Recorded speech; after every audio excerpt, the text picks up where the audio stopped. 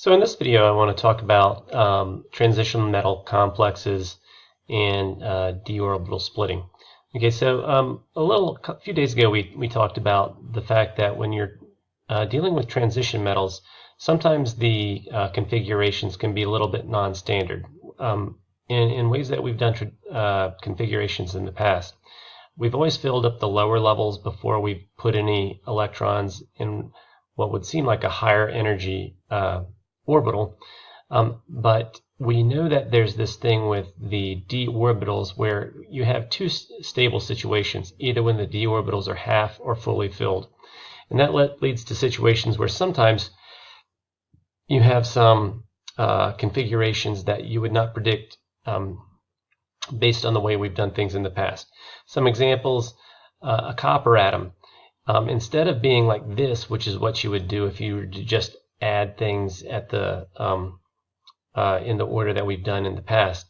Instead, one of these s orbital electrons gets bumped up to the d level, and that allows us to have a completely filled d level. All right, and you're going to see this in a couple things. For example, when copper makes the +1 ion, you're going to get this configuration, and that's essentially it does that by getting rid of this 4s1 electron, and that allows you to keep that full d level. So the definition of transition metals is elements that have at least one of the ions that have partially unfilled d orbitals. All right, and for that reason, there's a couple of things in the d block that aren't technically considered transition metals. Scandium is an example of one of those because its major ion, the only major ion that it has, is scandium 3+, and when it forms that ion, it gets rid of all of these electrons from the neutral atom. Therefore, it doesn't have any electrons at all in the d level. Therefore, this would not be considered a transition element ion. So one of the things that makes transition metal ions different is what they can do with these things called ligands, or sometimes these are pronounced ligands. So what a ligand is it's a molecule that has a lone pair of electrons that can act essentially as a Lewis base. It can donate those lone pairs to something that's willing to accept it. And one thing that a ligand, and ammonia is an example of something that can serve as a ligand. One type of thing that ligands like to donate those electrons to are ions that are both small and have high charges. And the thing is that transition metal ions tend to have both of those properties. All right, so they're notorious for being the types of atoms that can accept this lone pairs from these ligands. All right, so a common way that this would happen is if you were to dissolve chromium 3+, and you were to dissolve this in some ammonia. All right, generally ammonia comes dissolved in water, but what's going to happen if you do that is that 6 of these ammonia molecules are going to donate the lone pairs are going to be attracted to the center of this transition metal ion, and 6 of these are going to arrange themselves around that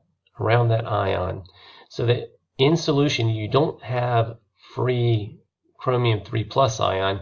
You're actually going to have what's considered a complex ion, and this is going to be the structure of that. So what this shows is you've got the chromium atom in the middle, and that these bonds right here are a bond that's formed from using the electrons in that lone pair to that central atom. All right, and notice that there's 6 of these. All right, so you can count that there's 6 of these ammonias around that chromium, and this is gonna this particular arrangement right here is a pretty common one. It's considered an octahedral arrangement, where these 4 bonds right here would make a perfect square like on the sheet of paper. This one right here would be coming out straight towards you. This one would be going straight back from you. All right. And whenever you show a complex ion, what you're going to do is you're going to put a pair of square brackets around that, and then you're going to put the charge on the outside. And what that indicates is that that is the charge on the entire complex ion. All right. This entire arrangement right here can be abbreviated like this, where you put the square brackets around, you show that there's chromium, there are 6 ammonia molecules, and then you put the charge on the outside of the square brackets. So there's a lot of types of molecules or atoms that can serve as ligands, and all that's required for you to be a ligand is that you've got to have this lone pair. All right. So one common molecule that's a ligand is actually water, and essentially if you just were to dissolve chromium 3+ in water, some of those water molecules are going to donate their electron pairs to the chromium, and you're going to have a situation similar to this. So the thing is that there's not always the same number of ligands that form around that central ion. So the thing is, there are some traditional shapes that get made. All right. This one right here, there's also different ways that you can show that bond that happens between the ligand and that central atom. Here, notice that we showed those just with regular, what we would show covalent bonds with, but sometimes we use these arrows pointed towards that central atom, and that indicates that whatever this thing is right here it's donating its electron pairs to that central atom. All right. Another way that sometimes you show this is using dotted lines like this. And so these 3 ways are commonly used. And when you do that, a common piece of vocabulary that you would use is to say that the ammonia ligands are coordinating to that central atom. All right. So coordination number is just the number of lone pairs that are being donated to that central atom. So this one right here, we can see that there are 6 total lone pairs being donated there. You can determine that just by the number of these arrows that I've shown here.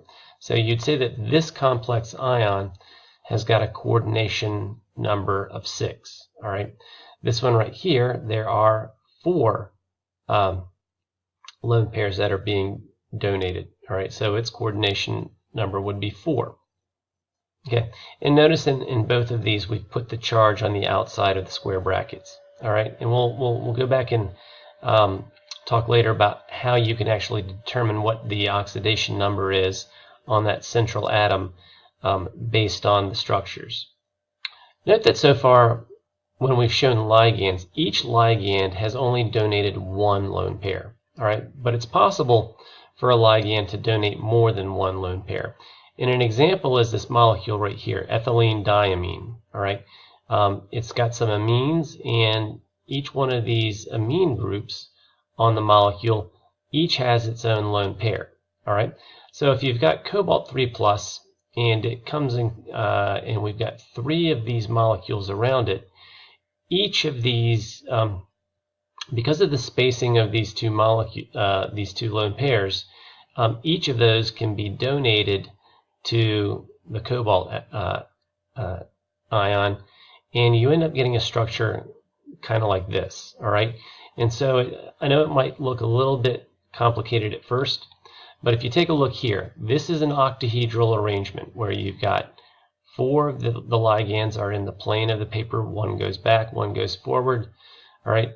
This is actually the same type of an arrangement where you've got, this is octahedral. All right. And so the wedges are coming out towards you. The dashed lines are going back away from you. Anything that's solid would be in the plane of the paper. All right. So this right here, we would say that it has a coordination number of 6, all right? And that's because there are a total of 6 lone pairs being donated to that central atom. It happens to be that, there's only 3 ligands, and the reason that happens is that each of the ligands donates 2 lone pairs, like 1 from this nitrogen and 1 from this nitrogen right here, all right? So when you have something like this, what you would call that ligand right there is a bidentate ligand. all right? And that's because it has 2 lone pairs that it's donating to that central atom. So one of the most famous polydentate ligands is this molecule called ethylene diamine tetraacetic acid, and it's often abbreviated EDTA. All right. So one thing about this is that there's actually 6 different lone pairs on this that can easily be donated to a metal ion. All right. 1 on each of these nitrogens right here, and then 1 from each of these oxygens right here that's got the 3 lone pairs. All right. So altogether, this entire molecule right here has got a -4 charge. So how does this thing end up making a complex? So when you see the structure drawn flat like that, it's kind of hard to see. But if you, just to give you some orientation, these 2 carbons right here would be right here. All right, and this part of the molecule is coming out towards you. Here is this part right here. We've got this guy right here, which would be down here. And if you notice the way these are oriented, there are, it's a situation where all of the lone pairs are going to be in all of the octahedral positions, all right?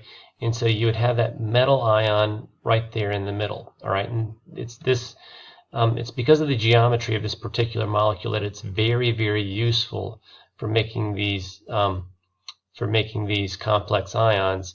And EDTA has a whole lot of uses because of this behavior. So if you know what the formula for the complex ion is, it's possible to figure out what the oxidation number or the charge. So one way of saying the oxidation number of the metal atom would be to say what is the ion or the charge on that metal atom that was required to make that complex. All right. So if we take a look at this complex right here, all you have to do is identify what the ligand is. All right, so here the ligand are just a bunch of H2O molecules. And what do we know about H2O molecules?